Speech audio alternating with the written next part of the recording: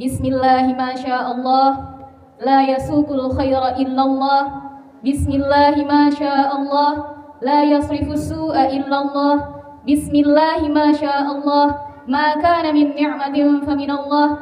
Bismillahi ma sya'allah, la haula wa la quwwata illa billahil aliyyil azim. Alhamdulillahi rabbil alamin.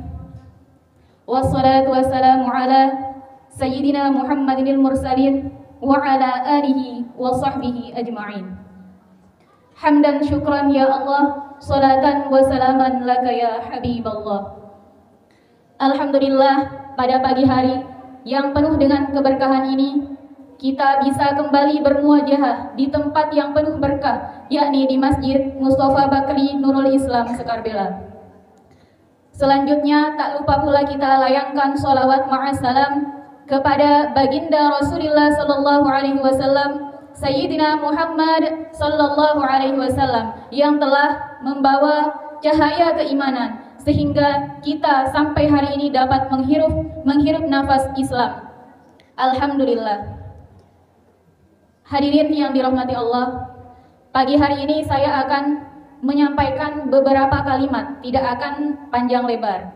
Karena di sini saya juga tidak bisa berpidato, mohon maaf ya. Nanti kalau di tengah-tengah pidato saya ada kesalahan atau hal-hal yang tidak diinginkan. Baiklah, saya akan menyampaikan tentang orang-orang yang dicintai Allah. Ada yang mencintai Allah di sini? Ada? Coba angkat tangan. Apa bukti cinta kita kepada Allah? Yang pertama harus bersabar. Bagaimana cara kita bersabar ketika kita menjadi siswa di sekolah?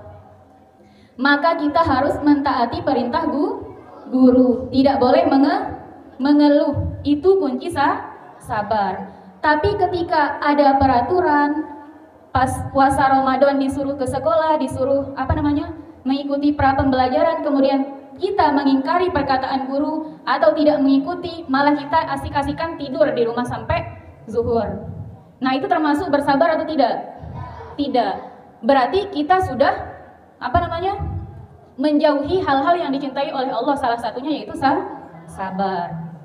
Di dalam Al-Qur'an disebutkan, Bismillahirrahmanirrahim, Ya ayyuhalladzina amanu ista'inu bis-sabri was-shalah, innallaha ma'as shabirin.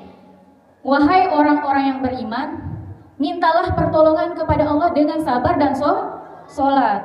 Sesungguhnya Allah bersama orang yang sabar. Di sana sudah jelas disebutkan innallaha ma'as shabirin. Sesungguhnya Allah bersama orang yang sabar. Berarti kita harus sabar.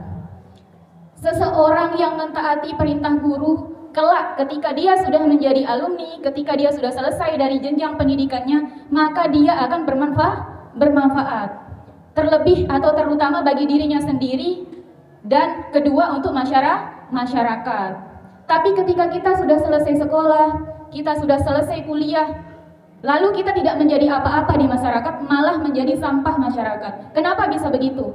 Karena ketika kita dalam proses pembelajaran, kita sering tidak mentaati perintah guru. Jangankan mentaati perintah guru, kita berjalan atau suara kita lebih lantang dari guru, itu sudah termasuk akhlak yang buruk. Sering saya lihat, tidak 1-2 kali, tapi sering. Biasanya ketika ada gurunya berjalan di belakangnya, malah dia mendahulukan gurunya dari depan. Itu tidak baik. Baik adik-adikku sekalian, di sini saya panggil adik-adik karena di sini saya adalah kakak kalian. Kenapa saya bilang kakak? Karena saya adalah alumni Nurul Islam juga. Alumni Nurul Islam, alumni pertama Nurul Islam. Sekarang kembali lagi bersama kalian di sini untuk belajar. Nah, saya ceritakan sedikit. Dahulu ketika pertama kali Nurul Islam diadakan, semua kita itu wajib mondok. Dan dulu akhlak seorang santri itu ketika dia bertemu ustadznya langsung berlarian bersalaman. Tapi sekarang seiring berjalannya waktu, akhlak kita pada guru semakin terkikis. Coba sekarang itu jadi PR kita masing-masing. Di sini Ustazah Rohani, Ustadz Ilmi, Ustadz Zulkifli Itu semua adalah guru saya. Semua guru kita semua. Nah, kemudian orang yang dicintai Allah yang kedua adalah orang yang bertaubat. Innallaha yuhibbut tawwabin wa yuhibbul mutatahhirin. Bulan Ramadan ini adalah momentum terbaik kita untuk melakukan taubat, untuk meminta taubat. Nah, sebagaimana bagian-bagian di dalam bulan Ramadan itu sudah dijelaskan, 10 pertama, 10 pertengahan, 10 terakhir itu sudah dijelaskan. Nah, kemudian dengan cara apa kita bertaubat? Ada yang tahu di sini bagaimana akhlak kita bertaubat? Bagaimana tata cara kita bertaubat? Apa kira-kira? Pelajaran PAI-nya ini pasti sudah dijelaskan. Tata cara kita bertaubat adalah dengan tidak mengulangi hal yang sama. Misalkan hari ini kita kurang bersyukur, atau kita kurang belajar, atau kita kurang taat kepada Allah, kita kurang taat kepada orang tua, kurang taat kepada guru, maka mari kita perbaiki. Nah, kemudian yang ketiga adalah orang yang dicintai Allah adalah orang yang bertakwa. Di dalam surah Al-Hujurat disebutkan penggalan ayatnya, inna akramakum indallahi atqakum. Sesungguhnya orang yang paling mulia di sisi Allah adalah orang yang paling bertakwa. Semua kita dipandang sama oleh Allah. Saya, kalian, semua ustadz-ustazah itu sama. Tapi apa yang membedakan kita? Takwa. Apa definisi takwa? Menjalankan perintah Allah dan menjauhi segala larangannya. Bukan hanya menjauhi segala perintah Allah, tapi juga semua bukan hanya menjalani dan mentaati semua perintah Allah, tapi mentaati guru, menjauhi larangan guru, orang tua, semua yang bersangkutan dengan hal tersebut harus kita jauhi. Harus kita jalani perintahnya dan kita jauhi segala larangannya. Kemudian yang terakhir, yaitu orang yang dicintai Allah adalah orang yang adil. Bagaimana orang yang adil itu? Contohnya misal, kita ada 2 saudara, ada adik sama kakak. Kira-kira kalau adiknya dikasih 50.000 dan kakaknya 50.000, adil tidak? Tidak adil. Kenapa tidak adil? Karena kebutuhan dan keperluan kakaknya itu lebih besar daripada adiknya. Ketika adiknya dikasih 50.000, kemudian kakaknya 50.000, maka itu tidak adil. Seharusnya kakaknya dikasih 100.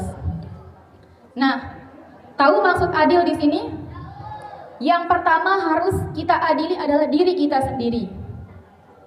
Gimana caranya? Ketika kita bermalas-malasan, tidak mau sekolah, maka kita harus mengadili diri kita. Kita harus berjuang melawan kemalasan.